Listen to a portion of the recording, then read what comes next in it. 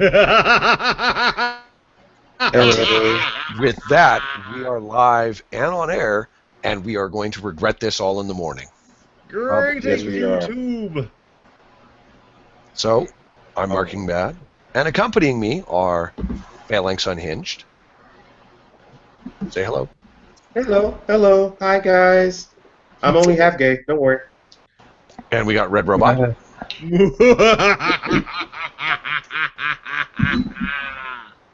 And we have a beard named Sean. I'm sorry for my white privilege, everybody. I'm not sorry. Mm-hmm. I have real privilege. I smell rebuttal. Rebuttal. And it's coming from Phalanx. Come on, hit me with it. Really? Tell me why that white privilege bullshit is bullshit. All right. So I remember a couple of days ago, I was on Everyday Feminism, right? And Everyday Feminism and me, we have kind of a all on and off type of relationship. We're kind of like butt buddies, right? You know, we hate each other, but we keep having like makeup sex. So to explain my argument against white privilege, right?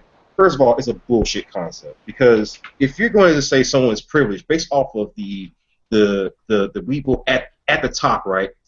What you're saying is that when I look at deer, and because deer are more successful at eating grass than wolves are as successful hunting deer, which is most hunts are not actually successful, right? Even in packs.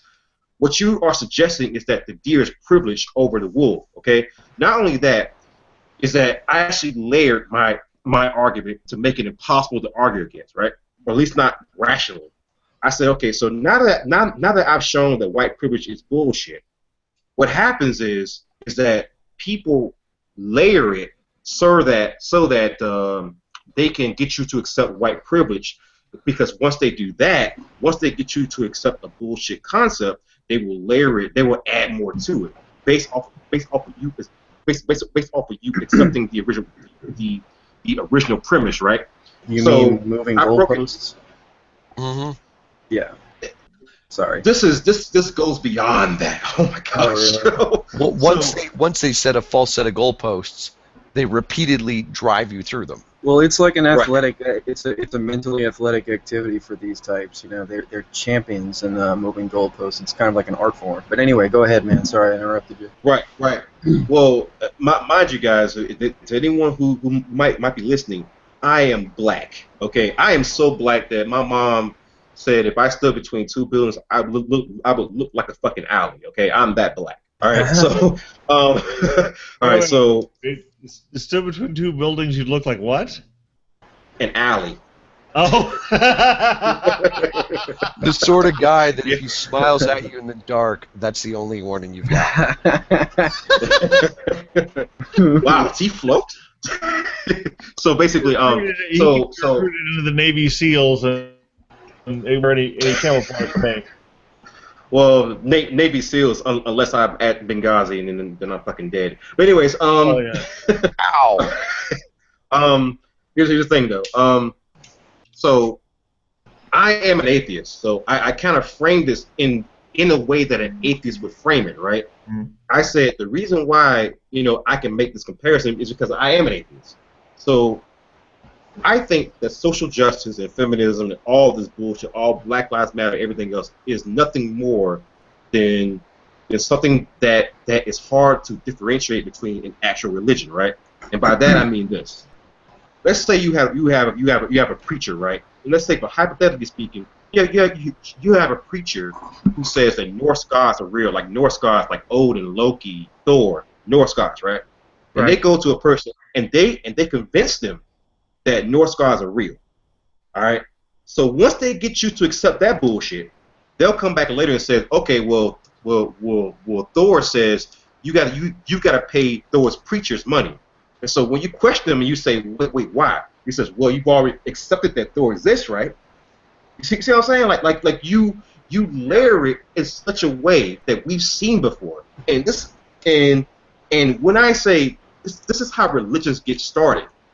This is literally how religions get started. Mm-hmm. Because you feed on people who want to be a part of something so bad. You feed on people and their guilt. You feed on people and their vulnerabilities. You feed on Original people and their sin. brokenness. Right. And that's why even in the atheist community, shit like Atheism Plus, which was started by a feminist who said, we are atheist plus feminism plus social justice plus Black Lives Matter. People rejected that bullshit because we have seen what religions do. And there's nothing about this that is not a religion. Nothing about it. Mind if I interrupt real quick? How? Go ahead. What is the current situation with the whole Atheism Plus? Because from my standpoint, it looks like they slowly took over. I mean, personally, I consider myself an independent, so I try to stay away from, groups and communities like that. But it was nice to know that there was something there for atheists. So what I've seen out of Atheism Plus, and I mean, I'm agnostic, so if somebody happens to stumble along with overwhelming proof of a concept, and this is of a concept, it doesn't matter if it's religion or otherwise, then I will at least consider the information. It appears, so far as I can tell, that Rebecca Watson and Steve Shives are the vocal mouthpieces of Atheism Plus, and they're the only fucking people talking about it. They're literally the only people I see discussing this. Okay. Well, it's not just that. Steve Shives, he tries to disguise his support of Atheism Plus by saying, well, I've always said that atheism should adopt an approach more like that of intersectional feminism. He doesn't call it he doesn't call it that, but that's what it is. You know what I'm saying? Like he's basically bringing Atheism Plus 2.0. And I have done response videos to Steve Shives and his bullshit, and literally I've called the video Steve Shives and his bullshit. And I'm telling you, man, when you look at the rabbit hole, it goes so deep, dude. It's so bad. It's so bad. It's so bad that now the Texas State Director of the fucking American Atheists, Aaron Ra, has literally said on stage that if you are not a feminist, you are a sexist. That's how bad it has gotten. That's how bad it is now. It's terrible, dude. Oh, God. Well, here's one of my perspectives on this, because all of this to me seemed very familiar. The part of the reason why the pseudo-religious aspect works is because feminism, like a few other things that shall go unnamed, but I'm sure they'll pop into your heads when I say it this way, they are trying to convince you that if you join our movement, you can save the world. And that you are absolved of these various post facto conditions that we have assigned to you. And that's, okay, I'm going to shout out Dunn Reasoning here. He makes a very valid point that the concept of privilege, regardless of what other signifier you add to it, the concept of privilege is a post facto assessment. You are assigning to somebody after the fact some characteristic that has benefited them. So it's just a new way to do the sins of the father. Yeah, and that's exactly what it is. I mean, I hate to say it, but white privilege, and this is something I saw tweeted. White privilege is being told you're responsible for 400 years of bullshit perpetrated on one group of people by people that won't even take responsibility for their kids. Right. Well, it goes farther than that, though. The thing about it is that none of these privileged arguments are thrown at the Africans who sold their own people. Wait, that doesn't exist. That didn't happen.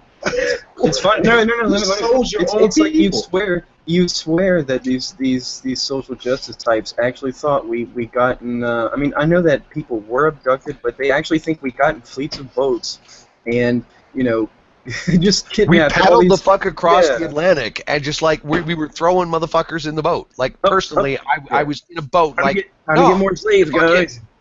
It's like, but anyway, it's like back then that would have been logistically impossible, just a complete impossibility.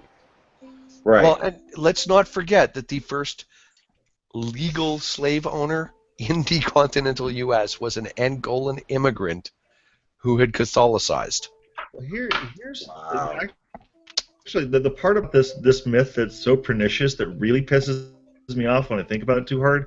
They think about the period of the transatlantic slave trade and the involvement of white peoples in slavery, and conveniently that narrative stops, and somehow slavery magically disappears as a global phenomenon. Oh, it still exists, of course, but in the way that somehow it magically disappears, and they forget what civilization brought slavery to its knees and what color the people were who did it. Oh man, you know what else they forget?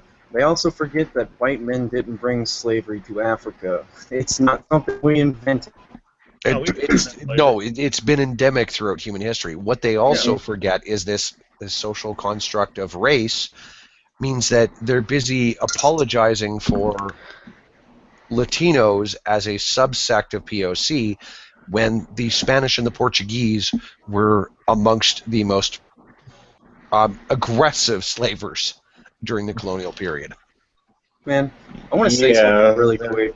Enslaving the moose. Isn't the progressive stack the most bizarre thing you've ever thought about? Yeah, because it means that at some point white men are at the bottom and can punch up. That fucking makes no goddamn sense. I'm sorry, I'm a cis-het white male, and I'm entirely straight, and theoretically I can be at the bottom and I can punch up. No, how about we just judge on character, not characteristics? Like Martin Luther King suggested. Well, the funniest thing is that the entire, privilege theory, white privilege in particular, has no sort of international scope. They don't. I mean, do they think I'm going to be able to invoke my white privilege if I move to China and try to get a job? Have you ever seen any vlogs of people who try to go to China to teach English? It's like Sean, working. I actually have an example that I think you probably came across on Twitter. Oh, okay. You and I probably both follow Pike Kavlovic. Yeah. Oh, he's in Thailand, he's in right? Taiwan. In Taiwan. Oh, Taiwan. Okay. Yeah. One of those places. He posted. They're all the same. I'm not sure if it was yesterday or today. He posted something to the effect of he is convinced that white men are fetishized in Taiwan. Oh no, it's Asia in general. I mean that's a big stereotype that Asian women are just like totally like goo for white guys. Yeah, and I know a woman from Canada who took Asiatic studies and did primarily Chinese studies. So she's fluent in the two major Chinese languages. She also happens to be 6 foot and looks like a Welsh milkmaid. So she's flaming red hair and pale as a sheet. You got a number? Yeah, no shit, man. Dude, I wish. Y'all got to get out of my way, because if she comes up as single, No. I color match. Fuck you. Red goes with red. It'll work. No, fuck dude. I have the claim of preeminent domain. Fuck you. I have the claim. See, look at you, white man, always claim things. See, fucking right. I have more beard than all of you. I have planted my flag there.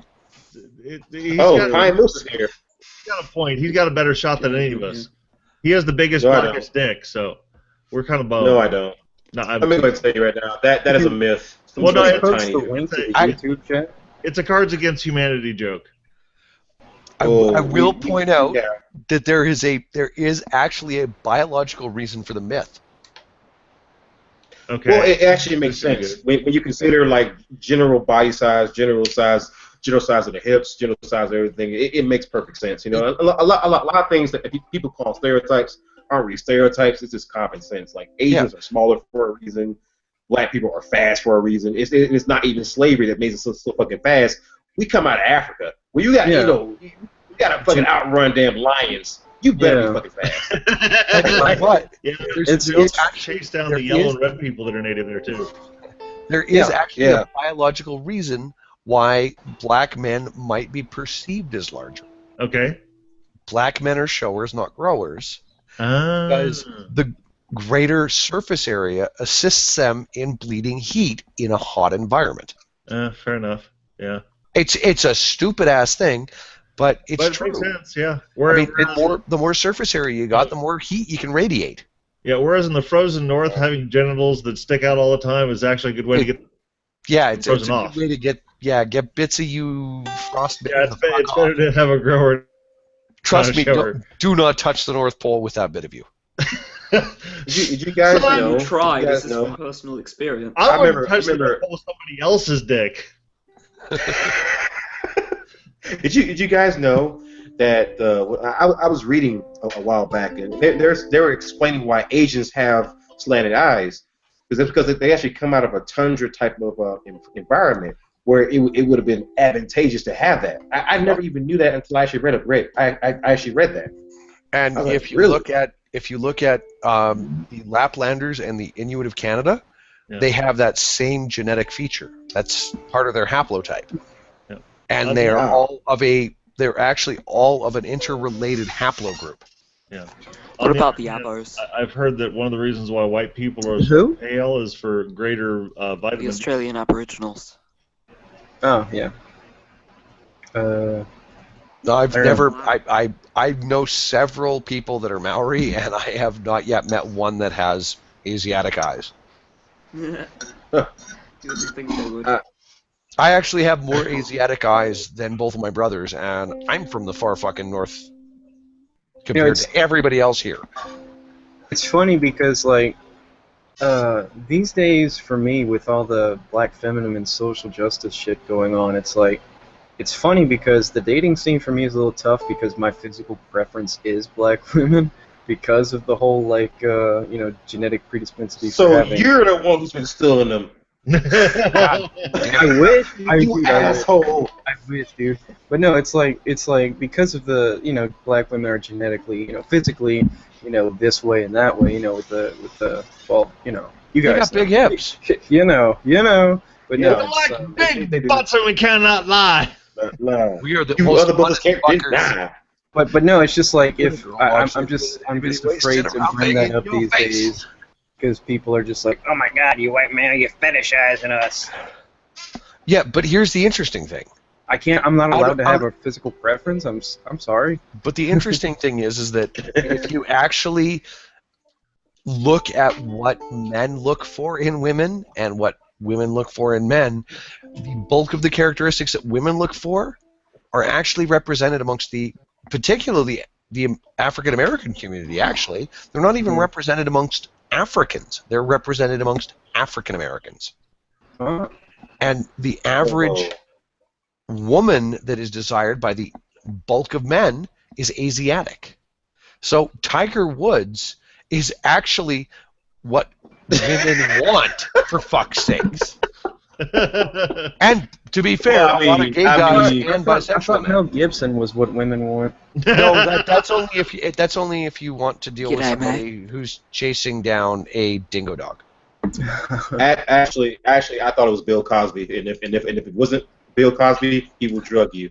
He'll make sure that Bill Cosby is one of the most attractive. So about the whole listen and believe thing. What do you guys think about that situation? Due process is there for a reason. Get the fuck out. Yeah, I mean, I'm sorry, done. Even my dad. Dude, I just covered an article about this. I just did a screencast of this, right? So I read this article. This feminist is actually saying we need to get rid of this. We have to actually get rid of innocent until proven guilty. And I was like, what? I mean, I was reading that and I was getting mind cancer. I was dying a little bit on the inside when I was actually reading that, I already stuttered, but I was stuttering the whole way through. I was like a fucking machine gun, dude. It was bad. It was bad. It was so bad, and her reasoning was so terrible. Yeah, and basically the reasoning of most of the feminists boils down to you have to accommodate the lived experiences of people. Well, you know what? I was 19. I was 5'11" and $140, and I had a 300-pound Native woman decided she wanted to take a fucking ride. Oh. And you know what? You know when you're done having sex with a gorilla? When the gorilla fucking says you're goddamn done. That's how that fucking works, folks. Well, and that's what I kept telling Reels before poor feels. Hey, look, man, when you're done, let me know. So, you got the snoo treatment, right? Yeah, pretty much. Like she clambered atop Jesus. and she inserted herself. Like That's fucked up, man. That's And- terrible. Raped by a gorilla. But here's the thing. I don't see anybody rushing to my aid telling me what a fucking lucky prick I was. Yeah, I Because know. for all I know, there could be some 55-year-old native woman who's got a fucking near 20-year-old kid that's my fucking genetic fucking material in him. Eesh. Wow. You made that sound horrible. Yeah. Well, you know what? That's what? horrible. At the time, I lived in a really shitty neighborhood. I mean, Colt 45 was the drink of choice. I'm gonna lay that out there. And I live in fucking Canada where it ain't all that regular. It was just cheap. I grew up in the hood myself, and it's funny because every time I bring that up, in debate against black racists, because it explains why I have the opinions that I have. They always say, "Oh, well, that's the new I have a black friend." I'm like, okay. Yeah. Well, by the way, I would like to, if I could get a moment, I'd like to actually run my explanation for the "I have a black friend" thing by you and see what you guys think. I already know how to explain it. Well, I know, but okay. Then we'll skip it. Well, go ahead. Go ahead. More ideas, good. Well, the thing is, here's why it bothers, and this is particularly of my generation. There's a reason why it bothers black people who don't like to hear it, and others occasionally. But here's the deal: in most of the country, where if you live in a majority white demographic area, which most white people do, you have the luxury, if you're serious about being a racist, that you never have to interact with a black person if you don't want to. You don't have to interact with Asian people. You don't have to interact with anyone other than white people. You have that convenience. So if you want to avoid ever making friends with or ever being in contact with a person who's not white, you can manage that. And we all, as white people, know somebody that takes it seriously, and they do that. So when someone says, "I have a black friend," what they're saying is, if I'm racist, I'm not very serious about it. Because we know those. So what you're saying is an uncle who won't even talk to a black man. What you're saying is Connecticut. I'm sorry, I'm from fucking Canada, and I know Connecticut is, by demographic, one of the whitest states in the U.S. Right, but what I'm getting at is, if you will willingly, because the other thing is, if you were the sort of person, particularly when I was growing up, who willingly associated with black people, that was a strike against you with the serious racists. Well, yeah, I mean, I always interpreted the whole. I always interpreted the whole animosity towards saying that you closely associate with black friends and whatnot as. No. I always thought it meant that whenever they say this, they instinctively think that because you're white, you are unable to feel empathy or love for any other race. Right. And I'm sorry, but being able to show empathy or love for another race is a very good sign that you're not racist. That's true. I mean, I couldn't have dated my last girlfriend if I was racist. I got three things I'm going to bring up. Okay. Nemad showed up. No, I didn't. I'm not here. Actually, I'm still sleeping. Gaskike. Gas kikes. Okay, I'm gonna report you stack of shit. Pine fucking I've moves. got bad news. Robots fart Zyklon B, and I've had a lot of beans this morning. Okay. Just like All right. Two, I'm going to point out that George Carlin, okay, that guy that everybody thought was really, really politically incorrect, went out of his way during his brief army tenure to hang out with the black disc jockeys in the South. Okay? Yeah. Just putting that out there. Three, there's this perception, and I'm going to point out that it is particularly Americentric. This is something that is apparently a persistent meme or cliche or stereotype amongst people that are raised in the U.S. that everybody else tends to be like them. And I mean, it's natural. You expect that most people are vaguely similar to you. I grew up in Western Canada. I grew up in the redneck part of Western Canada. I mean, we still That's a actively redneck part of Canada. Yeah, we like I said the the Calgary. exact same thing when you first told me that. Okay, the Calgary Fair is called the Calgary Stampede, for fuck's sakes, and the Edmonton Fair is called Klondike Days. Like, we are redneck as fuck. Mm-hmm. I went my first 3 years of primary school. My best friend was a first generation African Canadian. Like, it did not bother me that his name was Harvey or that his older brother's name was Quasi. Like, it's just like, that's just their names. I don't give a fuck. They're cool. I'm gonna hang the fuck out with them. Like, that's just. I don't judge on characteristics. I judge on fucking character. I was raised that way. Oh, same here. I grew up in a predominantly black community, and I never really had any problems pronouncing the names. I didn't fit the BuzzFeed stereotype. I mean... I'll give you the example from earlier this week. You have to really give a citation for that BuzzFeed stereotype because they got so many fucking stereotypes of white people. It's ridiculous. It was in one of those questions for white people videos. Like, why is the... gosh. It was like you have such a problem pronouncing our names. Oh my god. Yeah. Well, anyway, I'll give you some fuck-tar names. So then, I have problems. a bigger problem pronouncing my name than I do theirs. I actually wanted to add something to what you were saying. Marking that is that not only do I think a lot of Americans not realize that most people are like that, aren't like them, you know, they also don't realize that most cultures internationally are not like them. Well, yeah. And I was having a debate with somebody on Twitter. God forbid with that fucking character count. I was having a debate with somebody about racism and white privilege and all that. And I was just like, I brought up the point about going to China and trying to make it as a non-Chinese and how they would pretty much just disassociate with you unless you plan on spending money with them, or something like that. Yeah. But anyway, allow me to point out right now. She actually acted legitimately surprised.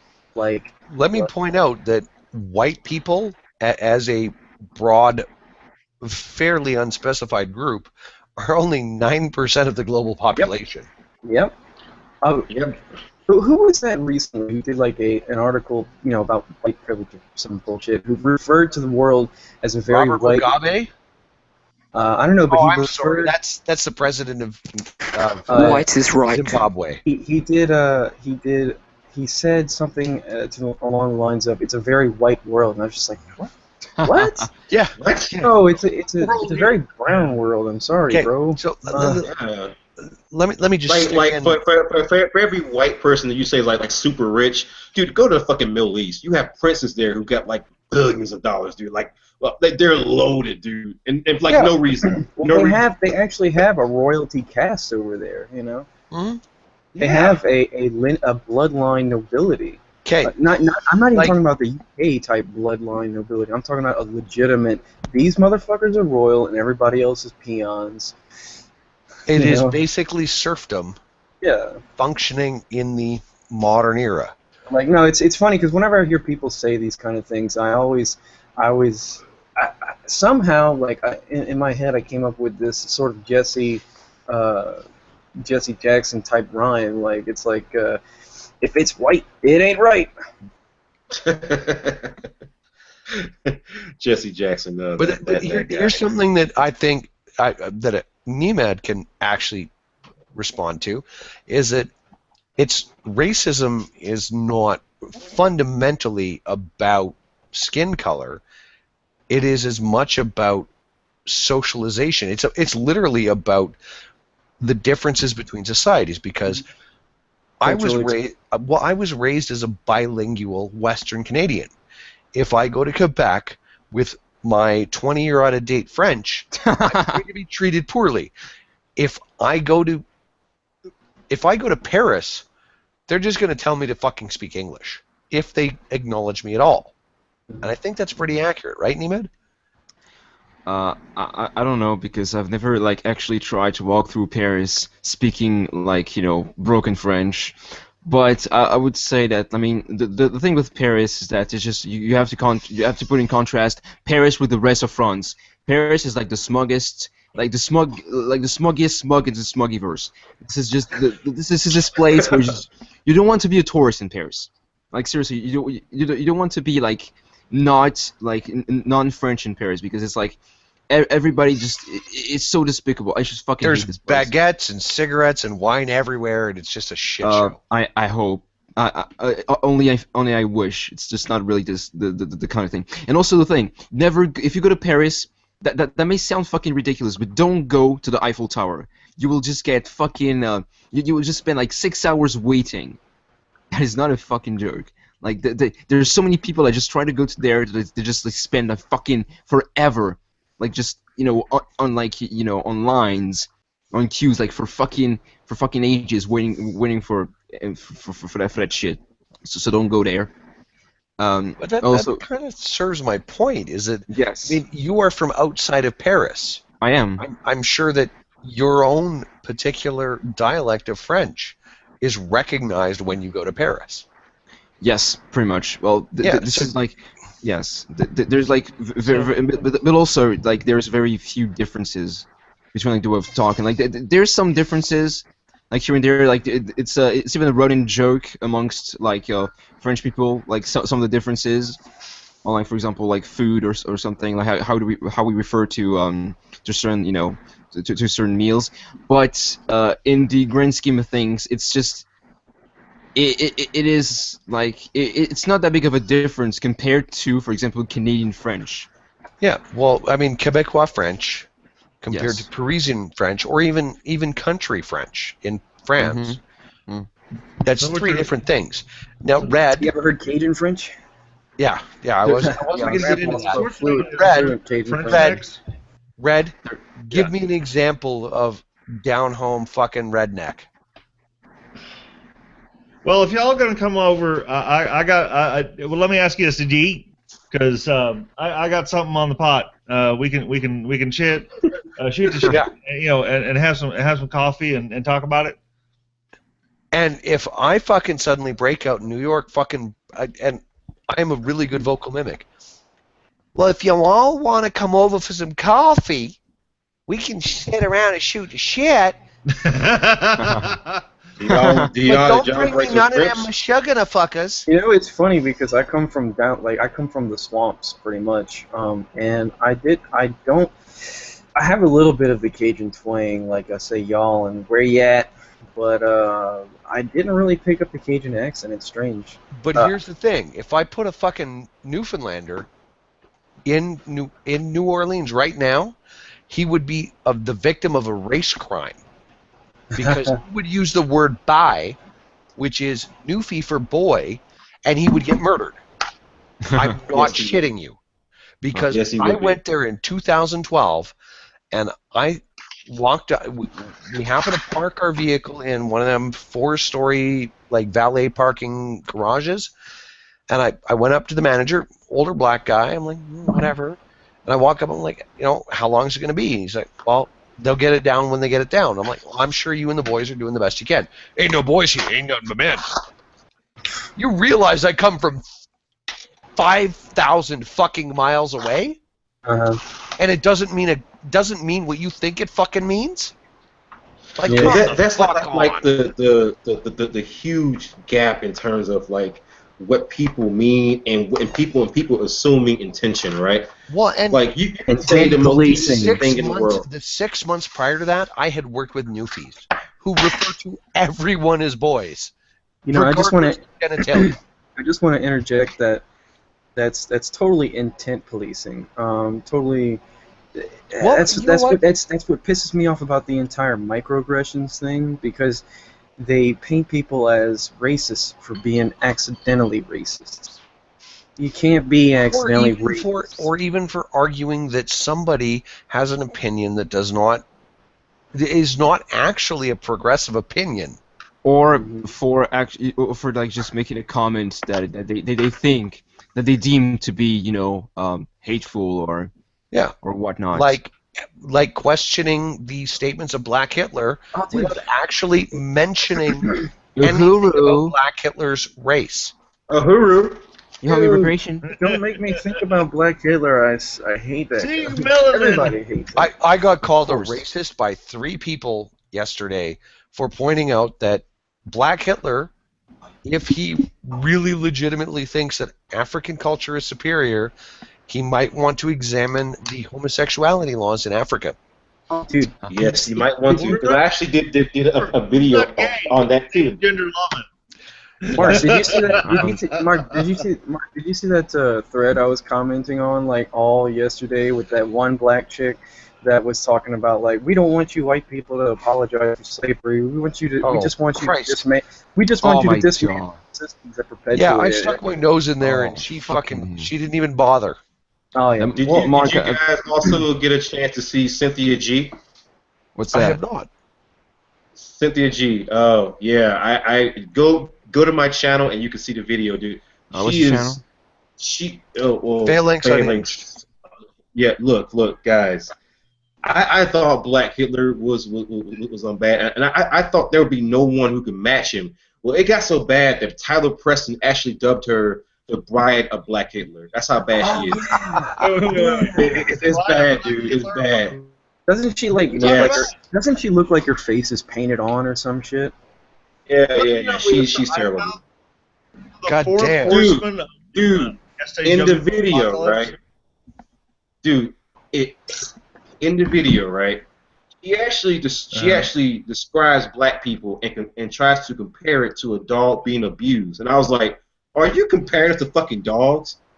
And then hold on. The worst part about it, right?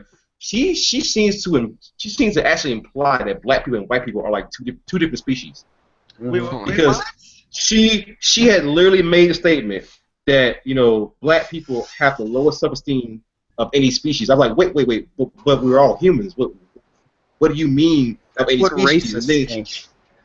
And then she actually goes on to say that she thinks that white people are evil demons, and I was like, so you literally think that we're a different species? Oh, hang on. There was a study that come out in Britain. I'm gonna say not even 3 months ago. Red, you probably saw it for sure. That there were people acknowledging that white Britons were the least positively perceived in Britain. I saw that one. I did see that. I would have to double check with Benny, because I'm pretty sure Benny touched on it in one of his videos. If not him, I'm sure there's other people that have. Fiffin or Spino, for instance.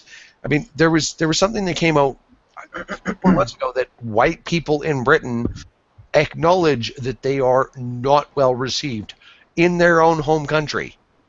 I don't know what the hell's wrong with the Britons. At some point, they got to start booting motherfuckers into the sea. Oh god. They're a goddamn island. Dude, they need to get some of that. The Franks and the Vikings, for fuck's sake, what's wrong with them? They need to get some of that British Empire spirit back. I've got to. I think you're being too hard on the Brits. I mean, they cannot be any worse than the fucking Germans. Now, okay, they cannot be any worse. See, the Germans. No, we need to go back to hanging monkeys in suits because they might be French spies. Damn straight. The thing is, the Germans have at least an excuse. They're landlocked and they are burdened with so much guilt. Inward. I'll give the. That's something I keep forgetting. The Japanese take the opposite turn. They pretend that nothing happened during World War II. They have no guilt. The Germans, on the other hand, have all the guilt, and they're both out of their goddamn minds. But at least the Japanese still have their spine. They definitely have their dignity. The Canadians don't have to. And they got their goddamn orange crushed. Whoa. Let me. They are losing it kind of slowly. It seems from what I hear that their younger generations are a bit tepid. Yeah, good point. And those fuckers won't breed either, so they're the Japanese are screwed.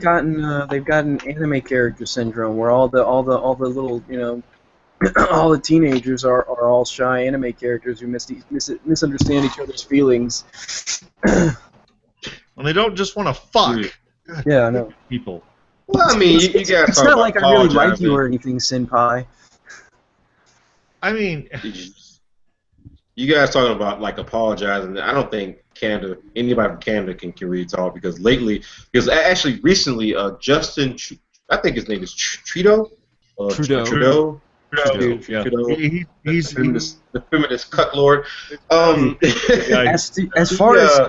He actually apologized to somebody. I can't remember who actually apologized for it. I can't remember it. It was so ridiculous.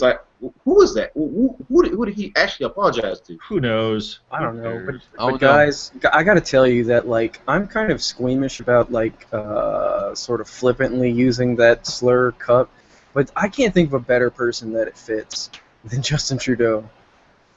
Don't get me wrong. I think that he has the best intention. He's a great looking guy. I will not lie. Come on now. If you could look like that, wouldn't you? Honestly, to tell you the truth, I feel like he's just riding the wave. I feel like he's just riding the trend for political power. Didn't he also assault someone? Yeah. Sort of. Wow. I guess if you minor assault, like misdemeanor assault. Like as in putting your hands on someone else, not necessarily like physically beating the shit out of them or something, Didn't he elbow someone in the boob? Yeah, but it looked like it didn't really look super intentional. Like she was behind him, and he was just trying to get by. I'm not apologizing for the guy, but if you ask me, they blew the whole thing like way out of proportion. And it's actually kind of isn't that like a microaggression though? Yeah. Well, it's actually kind of funny though because Justin Trudeau, you reap what you sow. Hey, that rhymes. Don't even get me started on Trudeau. The only thing that Trudeau has done correct in the last 4 to 6 months is saying that I'm not qualified to fight fires, therefore I'm going to stay the fuck away from the Alberta wildfires. And I am going to be constantly updated about what is occurring by the command resources on site. Didn't that cabinet take a lot of funding out of firefighting, for that?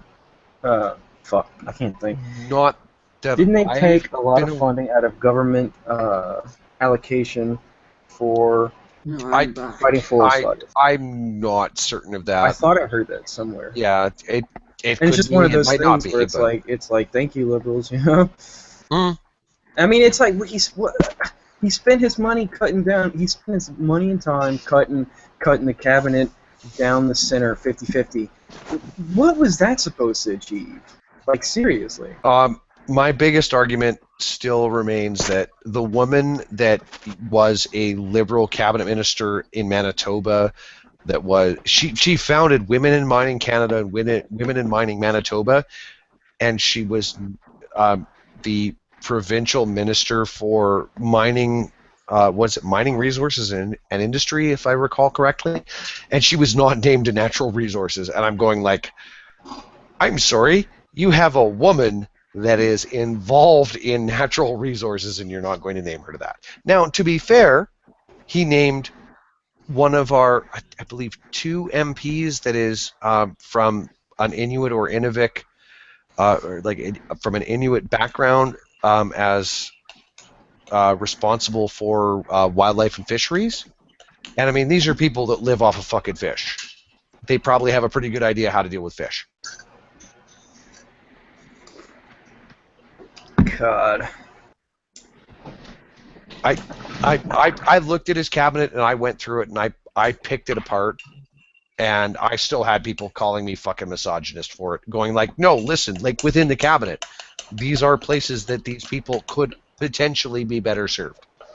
I mean, frankly, the only one where there's just a no-win is Canada still calls it the Ministry of Indian Affairs, even though we call them First Nations here. They're not Native Americans. They're not First Nations. According to the government, it's still the Industry of Indian Affairs, which kind of a microaggression, to be fair. And the person he named to that was a white woman who happens to be, I believe, a medical doctor, and basically you can't win with that because regardless of who they announce as a member of a Native group, that person could not possibly serve the interests of all Native groups, and so somebody would bitch.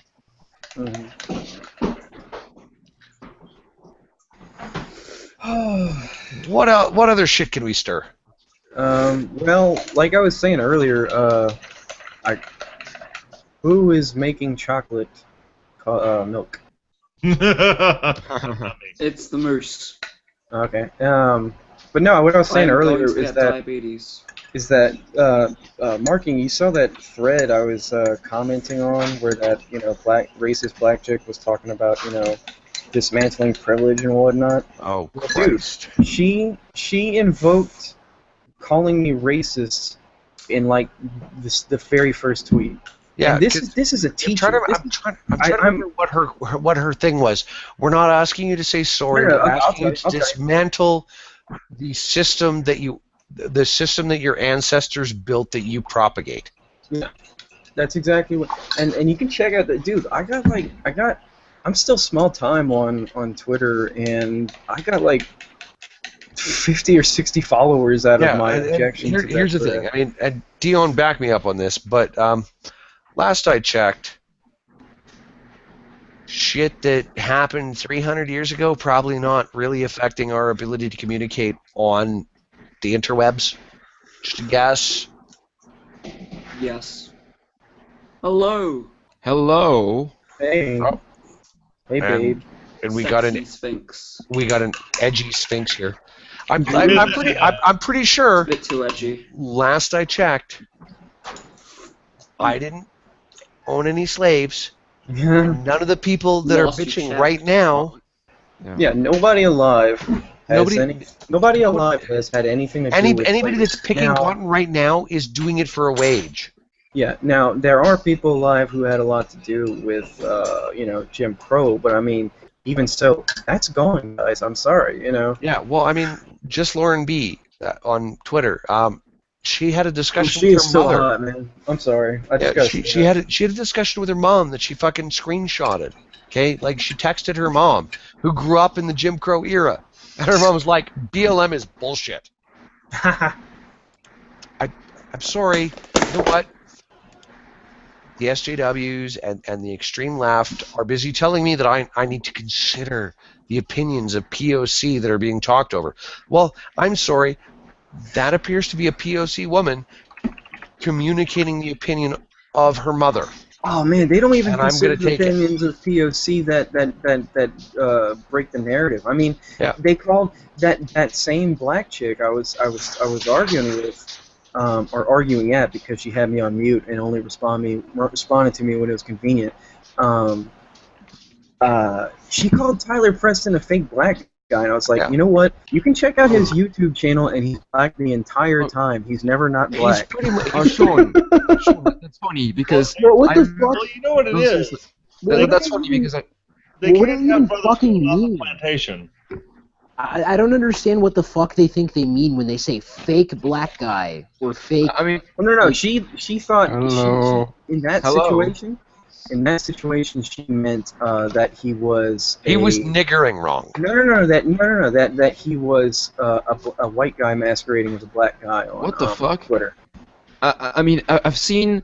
I've argued with like a crazy chick who told me the exact same thing, that it was a fake, that it was not a black dude. Like, fam, what the fuck is wrong with any of these people? Like, they can't fathom the fact that some people that are black may disagree with them. And the funniest thing is, hold on, let me finish. The funniest thing is, 2 tweets later, she called me a coon. Yeah. I mean, let's just go to Dion. Dion, what happens when you don't buy into the narrative?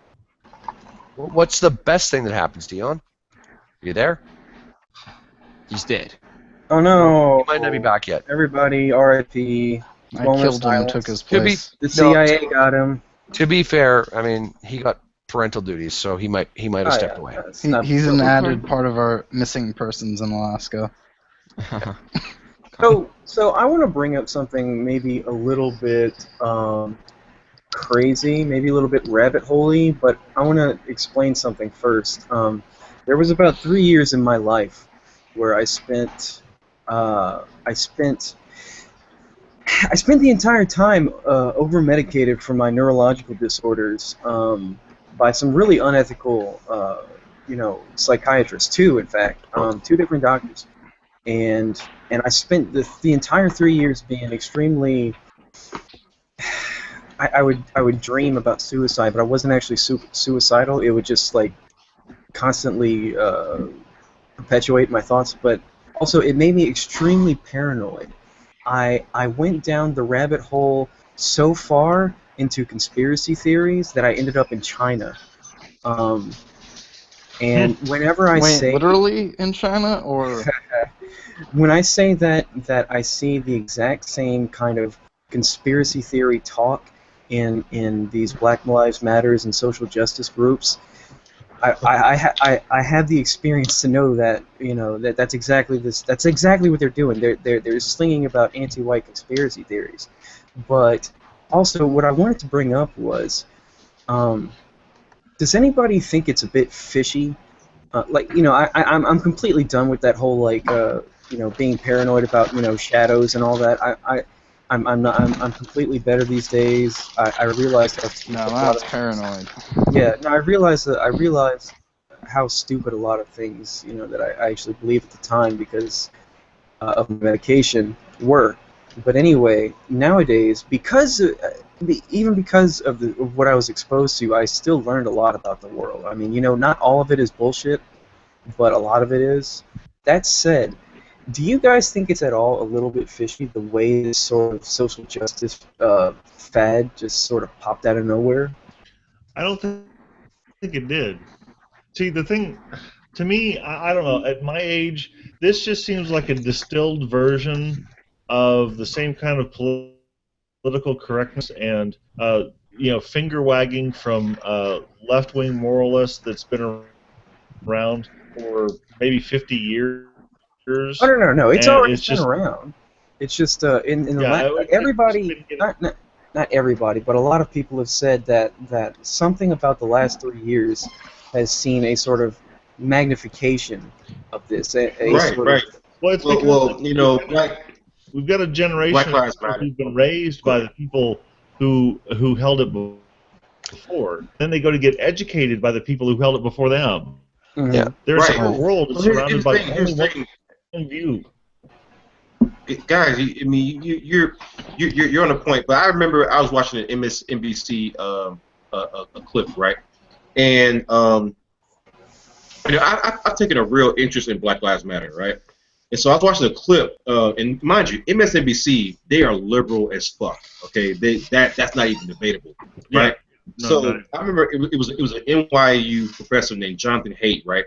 He showed up on a program called Meet the Press, and he's actually explaining, the rise of Trump, right? Because they actually played some clips of Donald Trump saying political correctness so many times, right? Mm-hmm. And so they actually asked, well, where did this really come from? And Jonathan Haidt, he was kind of explaining like just like I don't know who said it. I think it was I want to say it was Sean who just said it about 2 or 3 years ago. You wouldn't hear about safe spaces and microaggression and that kind of shit, right? It's like this is relatively recent, I really think that it was happening, and we haven't really even been paying attention because we thought that if we just ignored these people, it would just go away. Well, no, I mean, it's funny that you say that because I remember having a conversation with a friend in real life recently about how he's one of those people who, when he hears about this stuff, he thinks it's stupid and thinks it's ridiculous, but he also doesn't really recognize it as a problem. And that's exactly what I said to him, is like, well, how do you think these people gain so much ground? It's because most people just ignore them and don't think much of them. And then meanwhile, when most of us aren't looking, they just keep complaining and shouting and stamping their feet until they get their way. And bit by bit, they keep getting a little bit more of their way. And now they own the left. Yeah, well, and here's the thing. I used to be a lefty, and now I have to be an independent because the left cucked itself, Yeah, well, cuck doesn't mean fuck all. So, right. Dog eat your dinner, you're cocked. Right. That really ties into the thing that I said earlier, right? Like again, once they get I actually gave the example of the hypothetical of the Norse god type of preacher, right? Once they get you to accept one concept, they will push another one on you. Once you accept white privilege, right, or microaggressions, or male privilege, or whatever, or the whole idea that the whole world is sexist, they will put that one concept, in academia, in society, in the media, and once they get the world to accept that one concept, they will push another one based off the concept or the bullshit they've already gotten you to accept. This is why you reject social justice at its smallest levels, because once you give them an inch, that's it. Yeah. Same way politicians. That's it. Same way politicians work. They take a smidgen of your liberty and they use it to justify the absurd. Well, in a way, they know how to eat an elephant one bite at a time.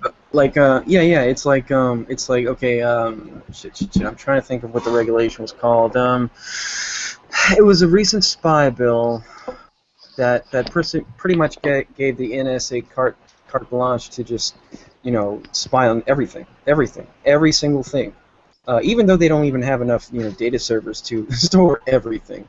Let's see. Well, I'm trying to think. Does anybody remember what it was called? You know what I'm talking about? It was like about 2 years ago, I think. Well, they did just upgrade their servers and everything. Ah, shit. Yeah, they're actually Massively. Well, anyway, they're actually building a data center in the Utah desert called the Utah Data Center, and it's going to have a yottabyte of storage space. I thought they already completed that. No, it's still under construction. A yottabyte. But I think it's a new term. Yatta. A yottabyte. They had to come up with. A yottabyte It makes me think of the Japanese word yatta. It's 40 quadrillion gigabytes. God. Yeah. But anyway, quadrillion. So Dude, anyway, that is a lot of porn space. The thing was is 1.21 gigawatts.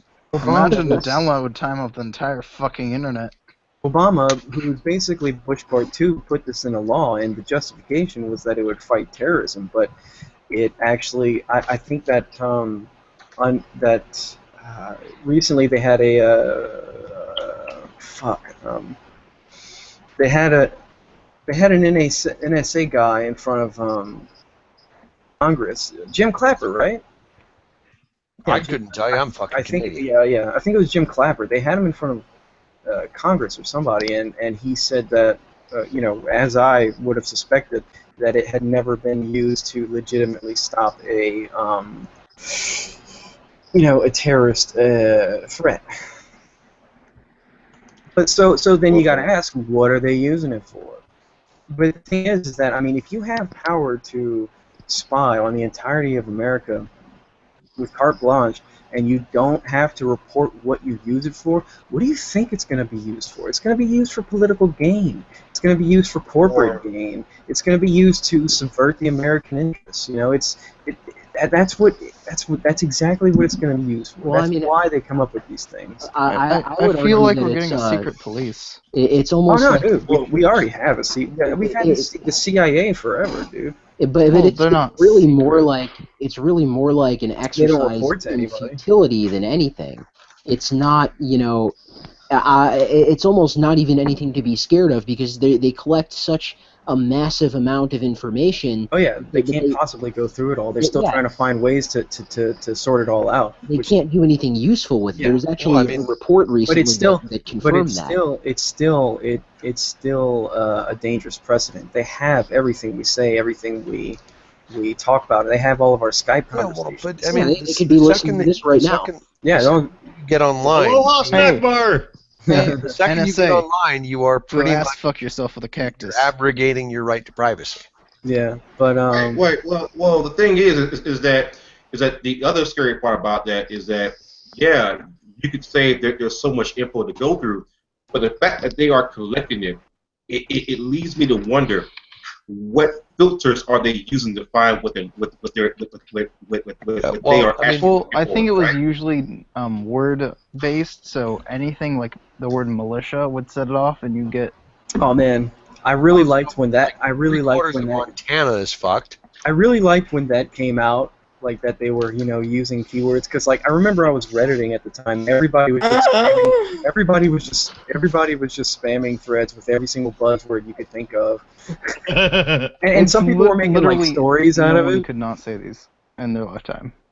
Yeah, it's very. Here's the thing: everyone's on this list. Yeah, everybody might as well be. Like I said earlier, I mean, Dion can confirm if you don't.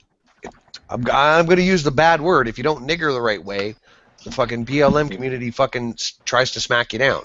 But if you don't mind me jabbering. Here's the thing, guys. Again, I was actually in the Army, and my MOS was I was a 25 Bravo. That's an information technology specialist. That's damn near intel, right? I can tell you for a fact the government is watching you. Everything that you do, they're watching you. Do not be. I'm Canadian, and I'm sure that the U.S. government is well aware of me. Oh yeah, well that's the thing is that the legislation that they signed into law gives them carte blanche to spy everything. I'm not just talking about U.S. communications. I'm talking about internationally, the entire internet. Well, no, think about it though. I mean, there was a big hullabaloo about it. Like .com. The entirety of Europe is just like, what the fuck are you doing, mate? Yeah, but .com is the standard usage for web addresses, and that's because of naming rights. That's because the U.S. pioneered internet technology. And so there is a lot of servers in the U.S. and overseas that use .com. Mm-hmm. And I will guarantee you that there is something somewhere that permits the U.S. government to troll every single .com for the keywords that they are looking for.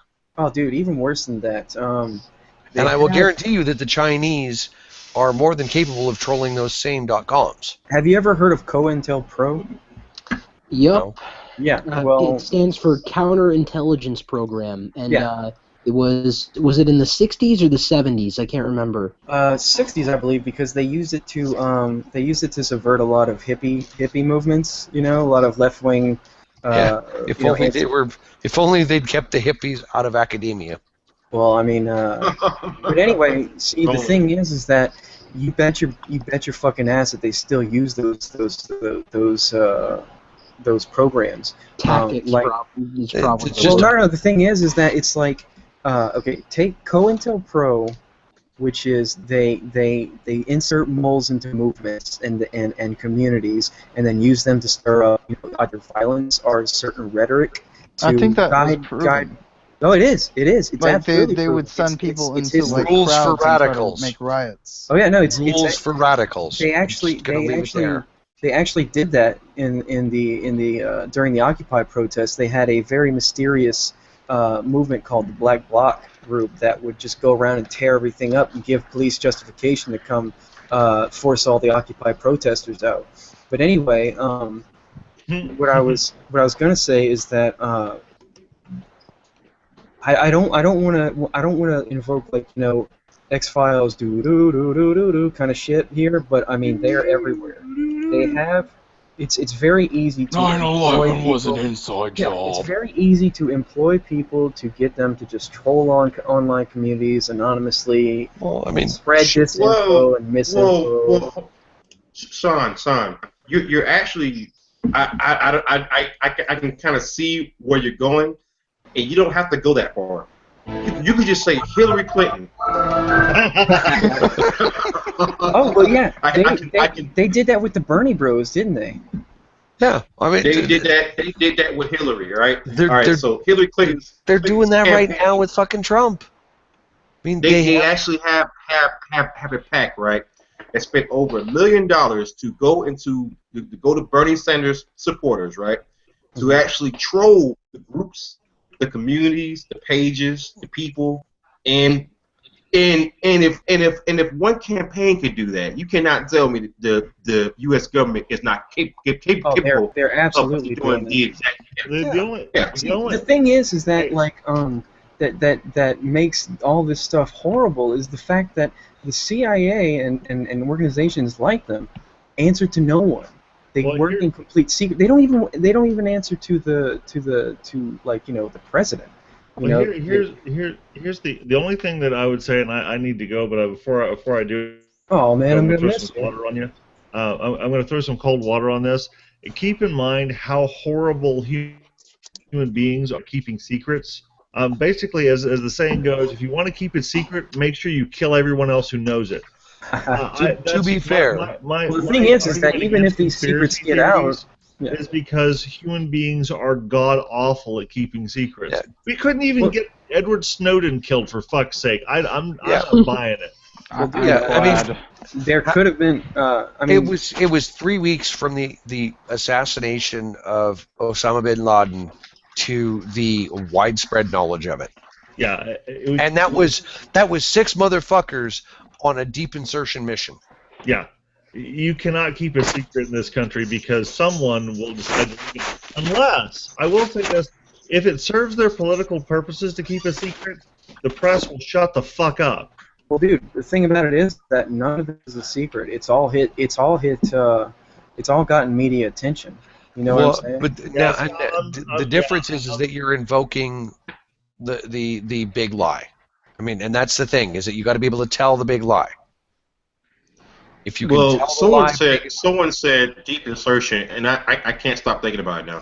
Because sex. I'm Did he fucking really good before they killed him? That's not brown chicken, brown cow. I'll see you guys later. They probably did that. So anyway, So my point. Oh, see you later, man.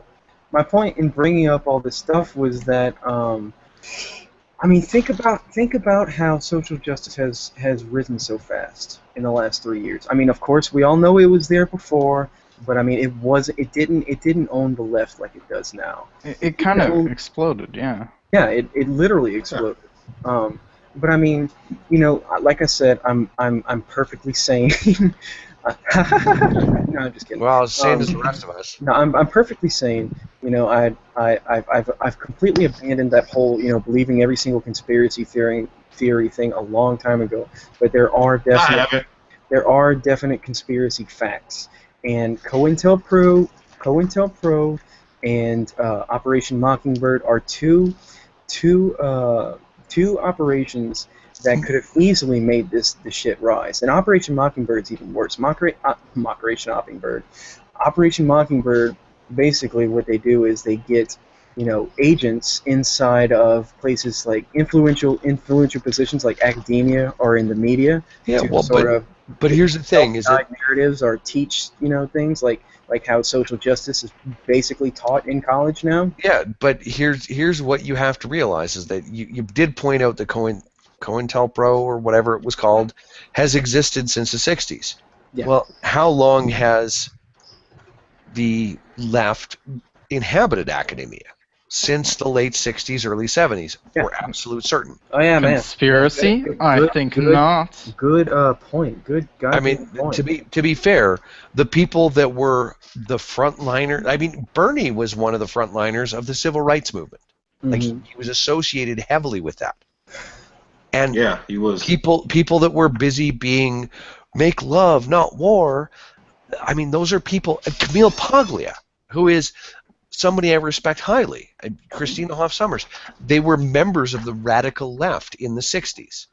And these are people that have maintained a relatively balanced position in academia 40 plus years later. The rest of academia has not been so balanced because their contemporaries are the people that have trained almost 2 full generations of people. I mean, look at the people that write for the fucking Guardian or for Everyday. Oh God, they're so bad. All of these op-ed pieces that are coming out are coming. Yes, Salon. Like, I'm sorry. Slate. Dude, if it wasn't, I'm a pedophile, not a monster. Guys, if it wasn't, I'm gonna quote mine that, What's Marky the difference? I'm quote mining the shit out of that. Guys, if it wasn't for Edward Snowden, the Guardian would be the exact same as Salon. That's like the only thing you can give Guardian credit for. Yeah, but they've rapidly run downhill from there. Well, yeah, it's definitely, dude. But the thing is that it actually kind of serves another purpose to give him that kind of media attention, is to sow dissent, you know? Yeah, but I linked in the sidebar here the Scott Adams blog post. It's he talks about the risk of a Trump presidency, and Scott Adams came up with Dilbert. He is a certified hypnotist. He is a big proponent of manipulation, not manipulation. He was on Bill Maher earlier this week, and he had a specific term for it. Basically, Trump is operating like a fucking used car salesman, and that's no different really than any other politician, barring that Trump has done it better. Yeah. And that's the thing that we have to realize, is that things like Project Mockingbird or COINTELPRO, if they were inserting people into movements, and then these people never resolved to trigger an event that caused police to intervene, like you're saying they did it in the Occupy movement. Ketchup pretty much killed the fucking Occupy movement, to be honest, for me. Well, I can make two quick points, man. Well, one is that, again, what you're saying, I'm not a conspiracy theorist. I don't want to believe conspiracy, because first of all, I am a skeptic, hardcore skeptic. I don't believe nothing unless you show me some proof of it. But it is kind of strange how one of the first targets of the regressive left was the atheist community. Because again, if there was any community that was going to use, there were going to be skeptics who were going to call them out on it. We're going to apply logic and reason and good, sound, critical thinking. It'd be the atheist community. That's just what the fuck we do. So it does seem a little bit strange. And aside from that, it is that people criticize Trump so much, and they'll get on Trump so much. And to be honest with you, I don't like some of the things that he said, and I don't know if I would actually vote for him. However, the thing that people don't get is that the regressive left assisted Trump in getting to where he is right now. Absolutely. Right? They call me racist for saying that. They call me racist for saying that, dude. I'm sorry. Well, when I send you the actual link to this whole thing, you can go to your video, your actual program. You can cut out the part of me actually saying this. Trump was caused by the fucking left. I'm a black man saying that shit. Mm-hmm. Yeah, absolutely. Because you know what? That little stutter of political correctness in the 90s, that was just an aborted swing to where we are now. There is a pendulum, and we had a little tick towards political correctness of an exaggerated nature, and then it ticked back a little, and now it's swung harder. Well, I think someone just punched the fucking thing this way. Well, it's like, I'm going to tell you guys one thing, is that like I said, I'm completely done with the whole conspiracy theory, scene. But what I took from it is that I still do kind of have this feeling that the government and the corporatocracy that rules pretty much all of Western society has the ability to sort of guide narratives very easily, to sort of influence the way people, the way massive amounts of people think about things very easily. Well, I mean, but the thing is that I've been thinking about two different narratives, right? One is to make another right wing, to make a resurgence of the right wing to rush in Trump. Another would be, I don't really give this one as much credence because it is a little, I don't know. This is what my dad says. He said he thinks that that what they're trying to do is, and I don't really believe this myself, but I don't think it's worth dismissing outright. He thinks that what they're trying to do is usher in uh, uh, a race war to sort of issue in martial law. That's kind of that's not really too honestly, uncommon. if you're gonna go there, then I suggest everybody, the whole 9 people watching and everybody in here, go and find Night of Power by Spider Robinson, who is a Canadian author. I'm not going to go any further. I own the book. I've read it 3 or 4 times in the last 2 years, and it is very much about the possibility of race war. And it's a fictional book by an excellent author. Just trust me, go get that book. I mean, you find that shit on fucking Amazon. Can you Skype it to me or something? Yeah, I'll make sure everybody knows what I'm talking about. Okay. I mean, like I said, I don't really give that theory too much credence because it is very extreme, but I don't want to say it's impossible. Does that make sense? Well, it makes perfect sense. But the other power of the night is that, guys, we really have to wrap this up, and then we really have to go and do this again, The other power of the night, but as soon as he said that the actual title, I got kind of aroused, so that kind of just lets me know I need to go to sleep, because like Milo, I'm a dangerous fag. So, all right, guys, it was great. I'm gonna actually go ahead and step off here. Well, I'm about to wrap this up anyway. So okay, you guys feel like chatting a bit after the stream ends? I think it all stays open after I stop the broadcast and fuck off. So yeah. Okay. So right, I think we covered it all. So have a nice night, all. All right, later, dudes. I love you guys. We gotta do this again. Peace.